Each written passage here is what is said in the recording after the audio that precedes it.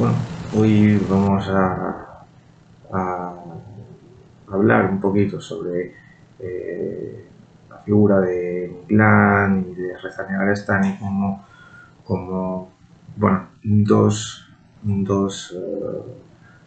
filósofos que de alguna manera pues se contraponen entre sí y que al público en general que se termina acercándose al movimiento llamado realismo especulativo, pues al final uno no termina o no sabe muy bien dónde encajarlos, ¿no? O sea, uno liga a otro. Valga decir que la cuestión sobre todo de si uno por haber abandonado la academia ha dejado de ser pues, un filósofo de referencia, queda un poco como yo no sé qué decir ante eso. O sea, lo he oído en varias ocasiones y en fin, pues si dejas la academia pues puedes dedicarte a otras cosas y precisamente abordarlas incluso con una mayor libertad, ¿no? No siempre, pero es posible. El problema que existe y que creo que es una verdad incómoda es que la figura de Negarestani, pues como la de Niklan, están ligadas una con otra sin que se pueda hacer nada por remediarlo. Es decir, cuando hablemos de Negarestani, pues no podemos sino recurrir a Niklan, y cuando hablemos de Niklan, de alguna manera tenemos que hablar de Negarestani. Y es que cuando Niklan comenzó a desarrollar toda su experimentación en el CCRU, etcétera, ¿no?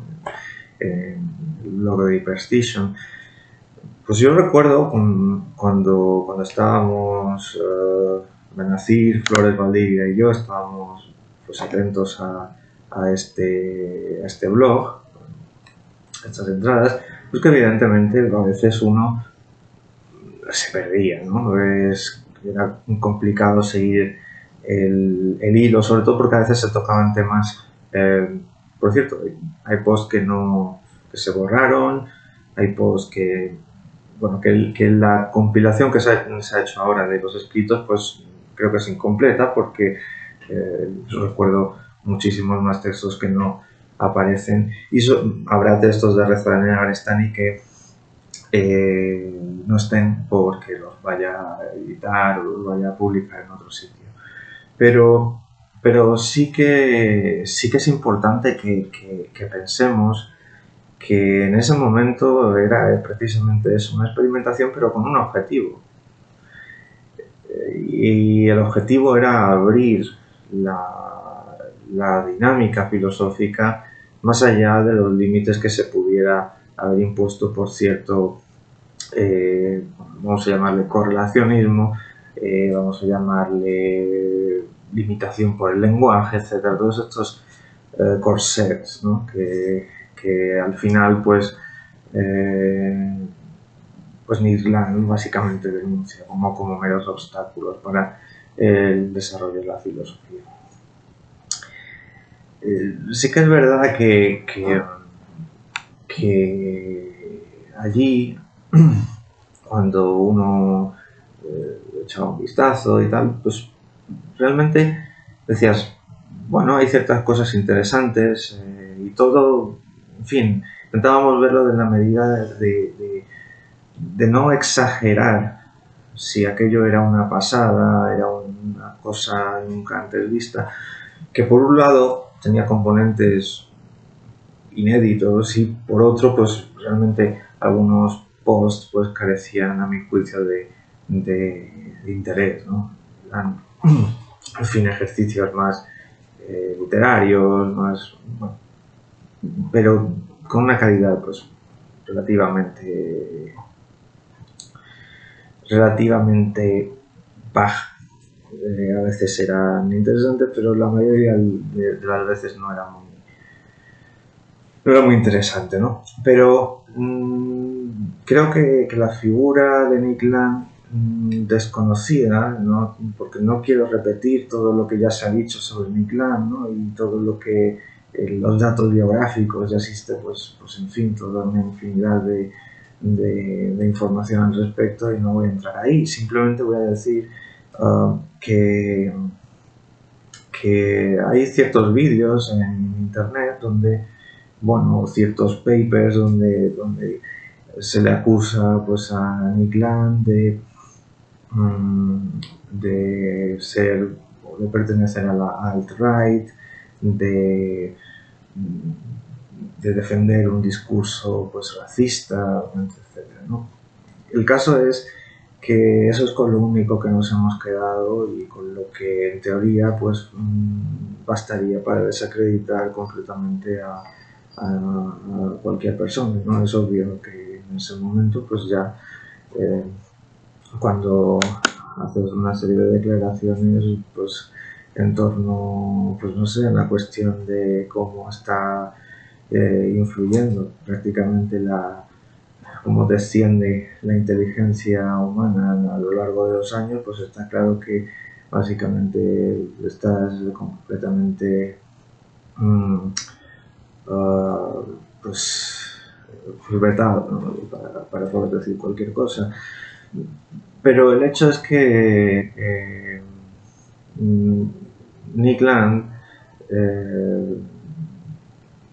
con todo el tema de la ilustración oscura, pues, bueno, sí, tiene ciertas vetas que pueden ser consideradas como conservadoras, como libertarias en el sentido norteamericano y concretamente estadounidense del término, pero bueno, no creo que sean pecados capitales, y además algunas de sus propuestas son bastante interesantes.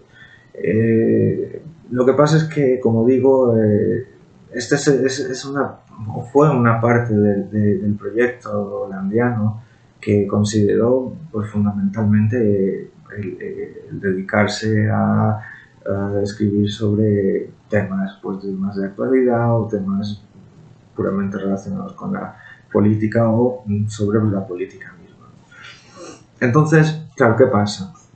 Que nos olvidamos de que hay toda una trayectoria, y que esa trayectoria empieza, para mí, esto por supuesto, pues puede venir alguien y discutirlo con todo el gusto, y faltaría más, pero para mí empieza en el libro The Thirst for Annihilation. Es un libro que está publicado en Routledge, y que, bueno, pues es bastante diferente a lo que solemos leer de Nick Land, ¿no? Creo que tiene un tono no solamente provocativo, sino que tiene un tono de proposición filosófica que va más allá de la mera provocación, como también, pues, se le ha atribuido a Nick Land, ¿no? Entonces, digamos, el mero provocar por provocar. Y no es así. En The Thirst for Annihilation, pues sí que existe, pues, digamos, un corpus teórico y filosófico sólido, fuerte. Y en este sentido, pues yo recomendaría que quien quisiera iniciarse en la filosofía de Nick Land, pues primero, antes de ir a las traducciones que existen de Nick Land, de diversos artículos recogidos en este libro, que está bastante bien traducido, Fangenomen, de la editorial Olobionte, pues es un libro que está, a mi juicio, está muy bien traducido, pero evidentemente yo creo que hay otro libro, que es The Thirst for Annihilation, que me parece que es crucial para entender la filosofía de Nick Land y sobre todo de estos artículos, ¿no? Si no, pues podríamos caer en simples, en fin, pues charlas en las que al final no se termina aclarando nada de lo que queríamos aclarar, ¿no?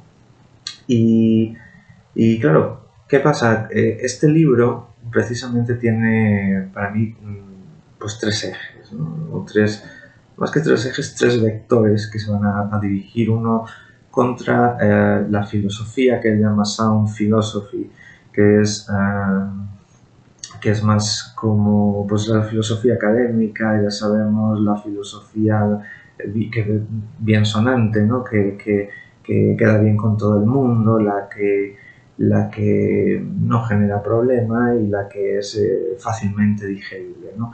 En este sentido, pues tenemos muchas corrientes hoy día, por llamarlas de alguna manera, que cumplen el requisito quiero decir, el requisito que pone Nick Land de ser Sound Philosophy, precisamente porque bueno, pues no cambian nada y tampoco pues dicen nada. Es decir, es un conjunto de palabras bajo un sesgo ideológico que tiene pues claras intenciones y que está dirigido por una serie de lobbies o una serie de grupos de poder que pues, los ponen ahí y ya está. No tiene realmente mucha más historia. También podría ser pues, simplemente para él pues, la hermenéutica, ¿no? La hermenéutica sería otra corriente que para él pues, no diría absolutamente nada y que sería absolutamente prescindible y de la que además habría que pasar página de una vez, ¿no? Pero por otro lado,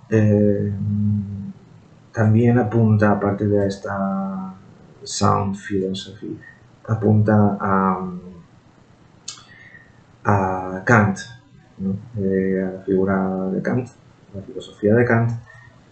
Digo la figura de Kant porque esto se ve mucho mejor en Fangen, pero sí que la figura de Kant pues ya le provoca cierto rechazo y la filosofía de Kant pues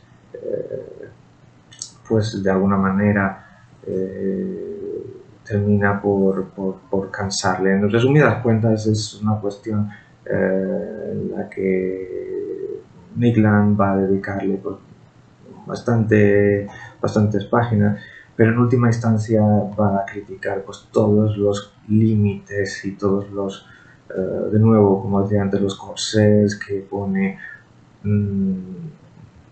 Kant a la posibilidad del conocimiento, a cómo es posible conocer, pues el uso de la imaginación, etc., ¿no? Es una constante. Entonces, digamos que esa es una. Y la otra, pues está más ligada, digamos, a una especie no sé si llamarla ontología, no estaría muy en la línea de Nick Land, pero sería una suerte de ontología termodinámica, o así, por así decirlo. No creo que estuviera muy de acuerdo Nick Land en que fuera llamada así, pero en cualquier caso va a utilizar conceptos como caos, como entropía, pues como termodinámica, como sistemas, como en fin, flujos y devenires, todo ello pues una suerte de pues de casi de spinozismo pues desatado, una forma bastante interesante, ¿no? Para ello se va a servir de Bataille, se va a servir también de Sade, por otro lado pues se servirá de algunos científicos, ¿no? como Boltzmann o bueno, de físicos en cualquier caso que tengan que ver con la teoría del caos, con entropía, ¿no? Entonces, pues tienen una ontología bastante dinámica, y todo ello genera una metafísica, un corpus metafísico bastante potente a mi juicio.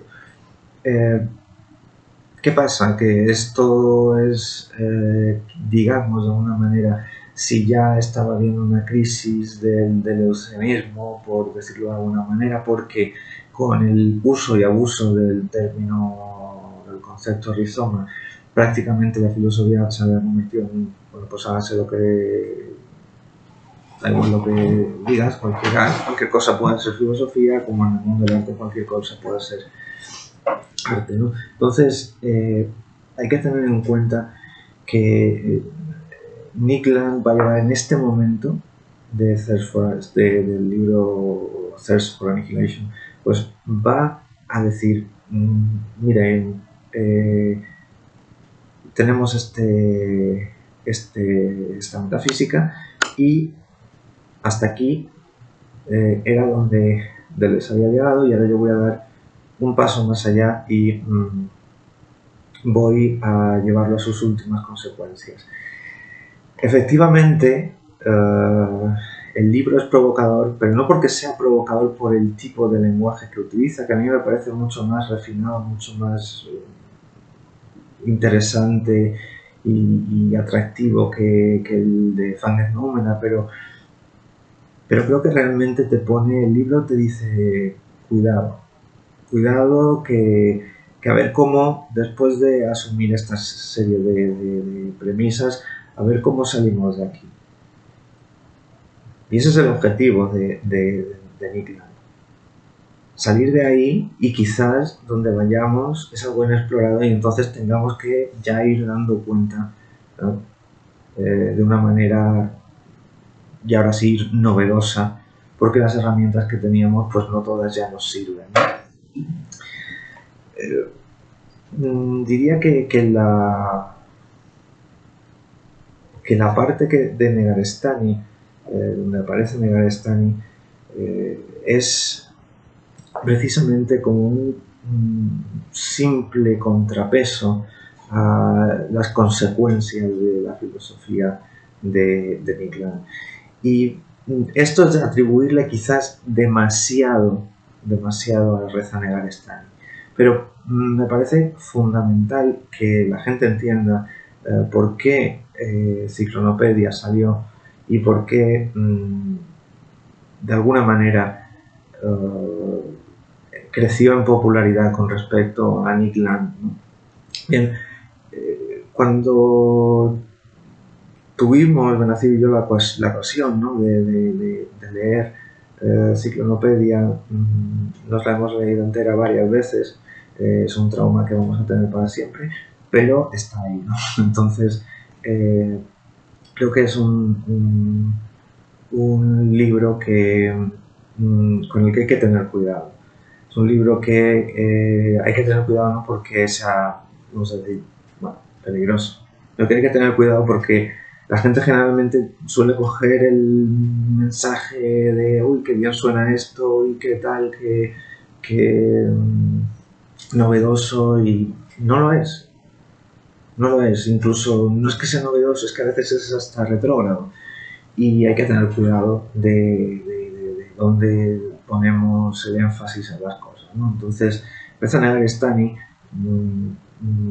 digamos que aprovechó la figura de Nick Land, publicó Ciclonopedia. El mismo Nick Land, pues en su ingenuidad, quiero pensar, incluso le puso un comentario, ¿no?, en la contraportada, y bueno, pues así tuvo más apoyo, digamos, más recepción de que iba a ser algo muy radical. Bien, Ciclonopedia, en otro momento podemos hablar de Ciclonopedia a fondo, pero es que realmente es muy tedioso, que da muchos quebraderos de cabeza, pero que en el fondo tiene un esquema bastante sencillo. Reza Negarestani está absolutamente en contra de todo aquello que pueda decir Nick Land, por por activa o por pasiva. De manera que va digamos, a situar todas las filosofías del devenir, todas las filosofías del cambio, las va a situar como filosofías de Occidente. Entonces, bueno, pues Occidente, la lucha entre Occidente y Oriente, que bueno, pues parece que no sé, es una tónica general, Occidente contra Oriente y digamos que exotiza la figura de Oriente y de Oriente Medio en concreto, porque es un iraní, y bueno, pues critica todo movimiento romántico, toda filosofía vitalista, toda filosofía que tenga cierto toque animista, en fin. Curiosamente, pues bueno, la cuestión del petróleo como entidad sentiente, pues parece que no es una cuestión animista, ni es una cuestión que roce cierto vitalismo, ¿no? Pero que por cierto es de una novela llamada parece que era El gondolero negro. Bien, el argumento de que me refiero del petróleo como entidad viva, ¿no? Pero sí que es verdad que conforme va pasando pasando las páginas, dices, bueno, ¿de qué está hablando? ¿No? Y en resumidas cuentas es una oposición frontal a todo vitalismo. En principio, digo en principio porque para mí Negarestani pues no refuta en ningún momento al vitalismo ni casi al animismo, y llega un momento en el que la cosa se va poniendo pues más clara, pero para el resto de personas que pues no profundizan demasiado, pues parece que simplemente es algo muy exótico y bueno, que tiene cierta dosis de misticismo, pero en realidad se trata de un leibnizianismo encubierto y de una apología del Islam. ¿Quiere decir esto que no deba ser leído? No. Hay que decir, si quieres leer el libro, si tú quieres leer el libro, si usted quiere leer el libro, si no sé, me da igual, no es mi decisión, pero sí sepan ustedes de qué se trata. Se trata de un leibnizianismo, su noción de la decadencia pues es una cuestión fundamentalmente leibniziana, y lo que pasa es que hay que verlo. Hay que hilar ahí y ver dónde está. Pues la idea de Decay, pues me acuerdo que teníamos una broma, Nací y yo, que era como, bueno, la idea del Decay es como un perro que es así, de este tamaño, y bueno, pues te cae y es un perrito, una bolita, una cosita pequeñita que es pero sigue siendo un perrito, pero de menor tamaño. Bueno, eso es dicho muy grosso modo y de una forma muy burda, ¿no? Pero realmente sigue habiendo una conservación del todo registro ontológico. Entonces el ser nunca se pierde y está ahí. Disminuye y luego el florecimiento del germen pues es lo que era un repliegue pues es un despliegue, pero no hay más. Es decir, no es exclusivo de que el Oriente Medio lo haya comprendido mejor, ni es una cuestión, en fin, de nada. Y bueno, pues luego está la cuestión del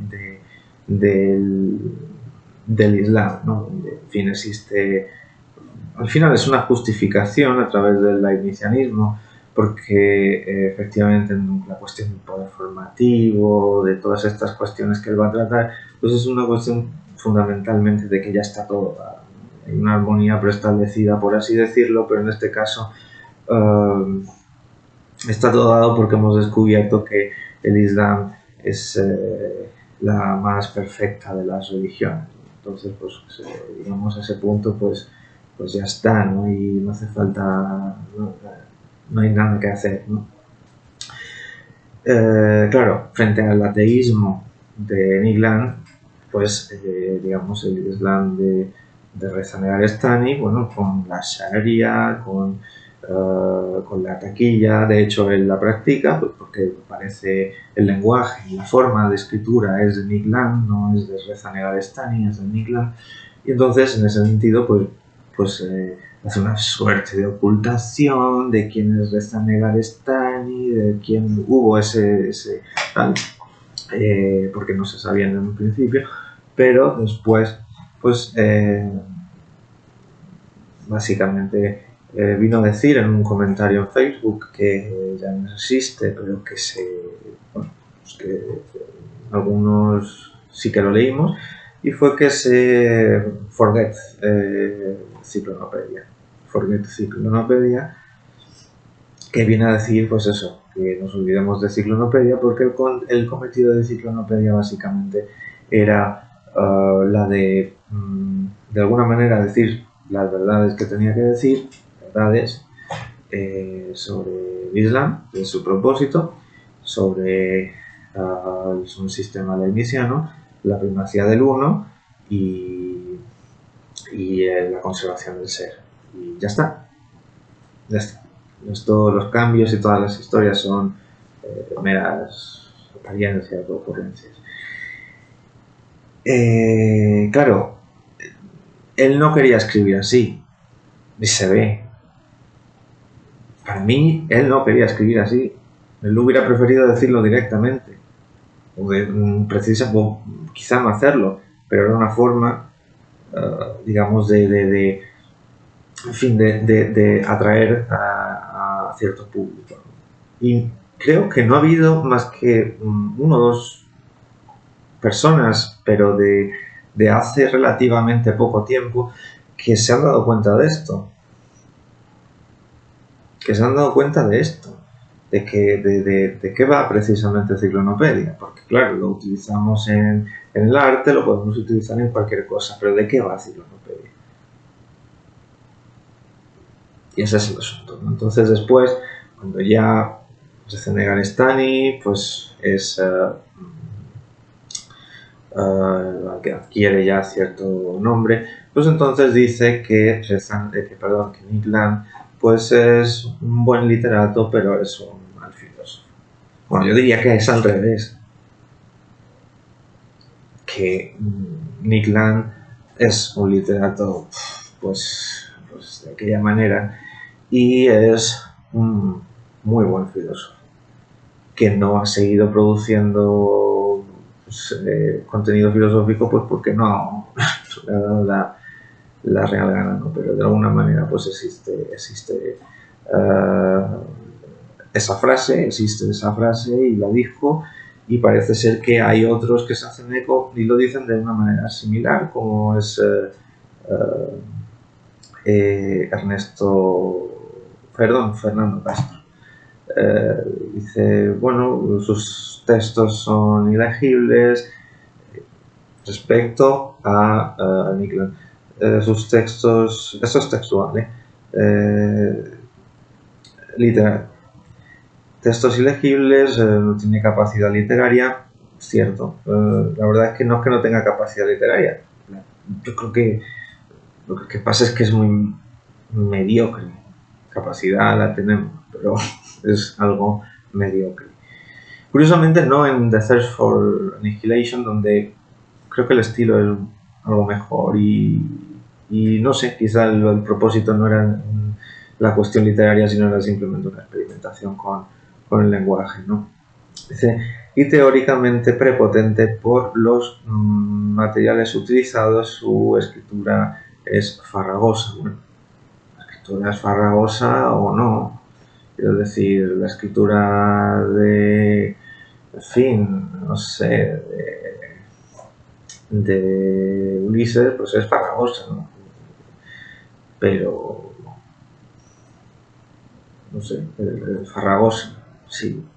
A veces tienes que dejarte un poco la cabeza intentando saber qué dice, pero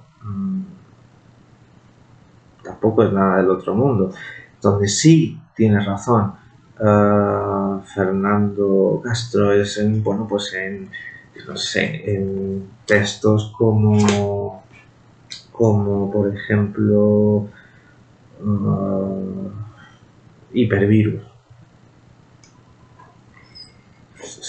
Es que no hay por dónde cogerlo, pero vaya, el resto de los artículos, la mayoría son, yo creo que bastante accesibles, y aunque utilice su propio vocabulario, pues me parecen bastante fáciles de digerir si previamente pues sabes hacia dónde va.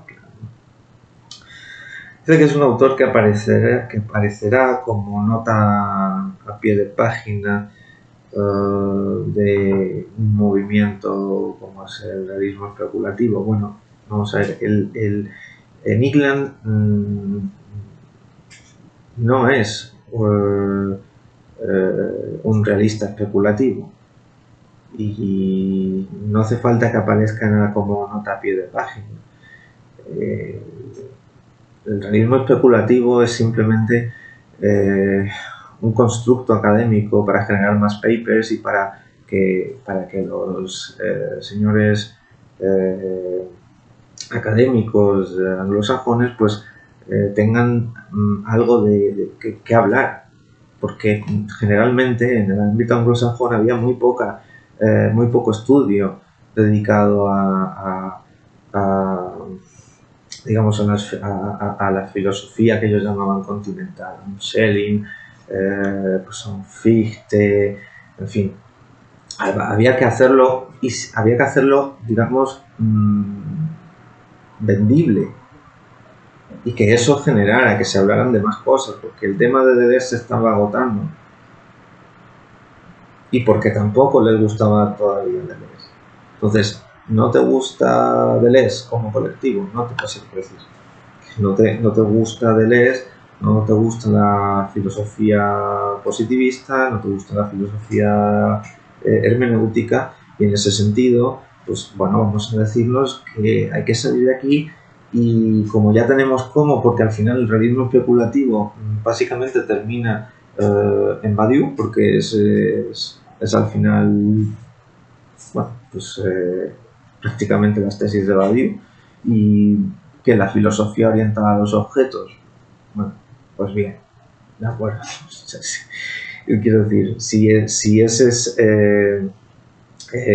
la corriente del realismo especulativo, pues de acuerdo, es muy importante y aparecerá Nick Land como nota a pie de página, pero creo que a él le da exactamente igual si aparece como nota a pie de página o como citado durante 3 o 4 páginas en algún libro de Rey Brasileiro o de